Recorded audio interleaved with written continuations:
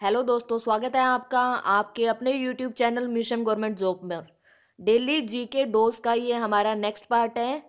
शाम के 7 बजे से 7:30 बजे के बीच में आपको मिशन गवर्नमेंट जॉब पर डेली की ये वीडियो मिल रही है। आज हमारा ये 9th पार्ट है। 9th पार्ट मतलब डेली के हम 11 क्वेश्चन करते हैं, तो एक क्वेश्चन आपके लिए होते हैं, 10 क्वेश्चन मैं आपको बताती हूँ।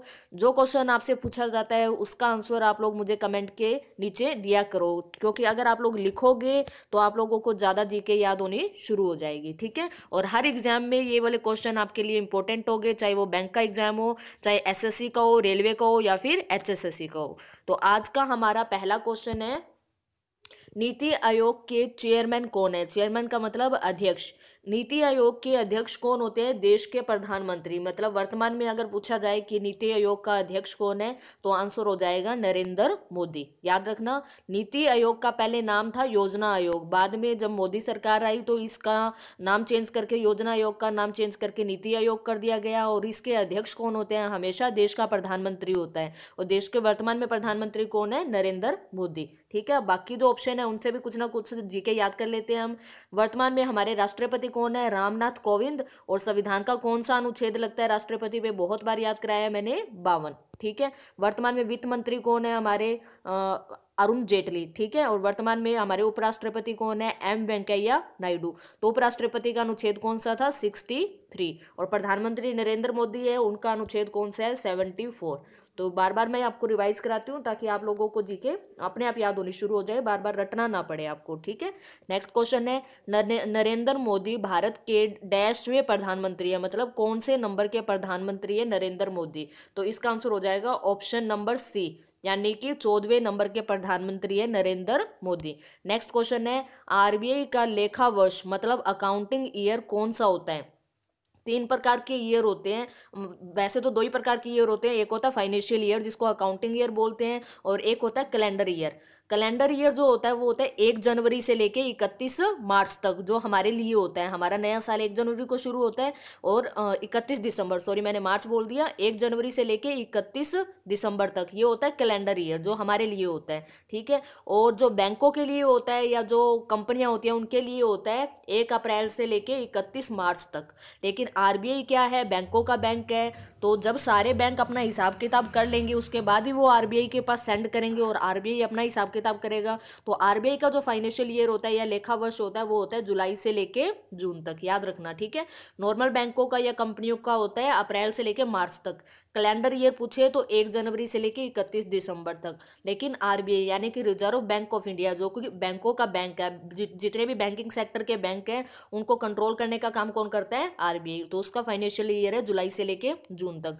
जो भी बैंकिंग की तैयारी कर रहे हैं उनके लिए ये क्वेश्चन बहुत ज़्यादा इंपॉर्टेंट है। नेक्स्ट क्वेश्चन है, भारत के बीमा व्यवसाय को कौन नियंत्रित करता है? जैसे मैंने अभी बताया, जितने भी बैंक हैं उनको कौन नियंत्रित करता है? आरबीआई। ठीक है, वैसे जो बीमा कंपनियां हैं या जितनी भी प्रकार के बीमा व्यवसाय हैं उनको कौन नियंत्रित करता है? तो इसका आंसर होगा IRDAI, यानी ऑप्शन नंबर डी इसका आंसर हो जाएगा, IRDAI।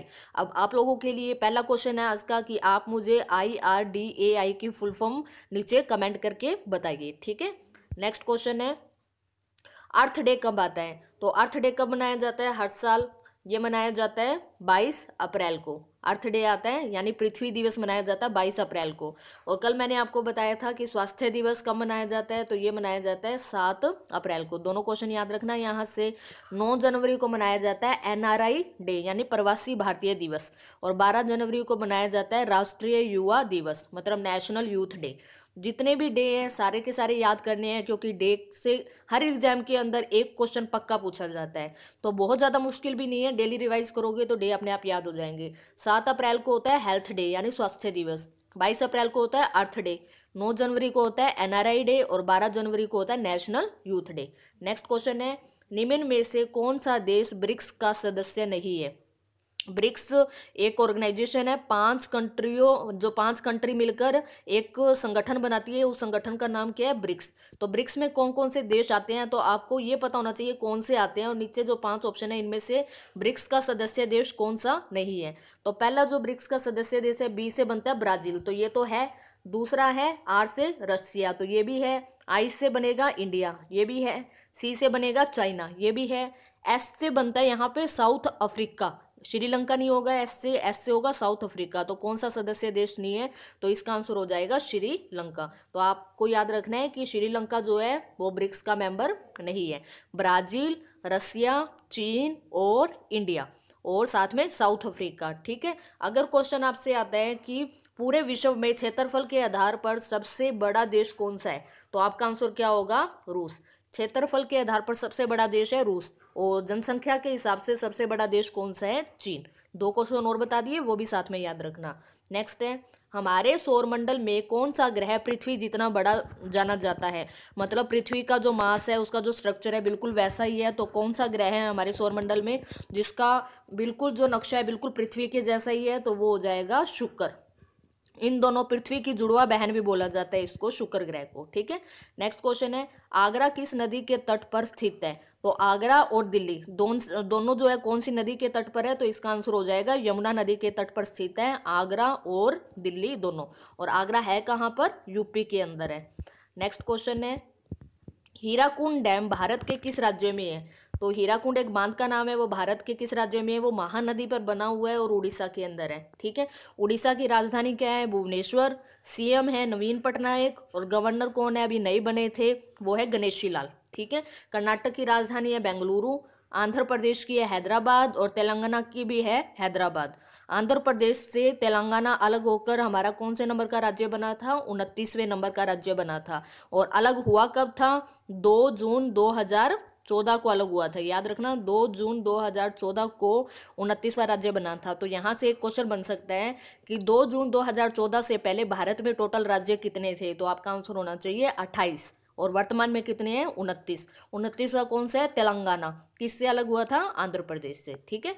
नेक्स्ट क्वेश्चन है, सेव एज की शॉर्टकट की क्या है। कल मैंने आपको ऑल सिलेक्ट की बताई थी, control A, control B, control C, control X, ये सब बताया था। आज है सेव एज की शॉर्टकट की क्या है। ये कंप्यूटर से क्वेश्चन है, जो कि हर एग्जाम में कंप्यूटर से क्वेश्चन बनता है। तो इसका आंसर हो जाएगा F12। अगर किसी भी फाइल को दोबारा रीनेम करके सेव करना है तो आप सेव एज करते हो, उसकी शॉर्टकट की होती है F12।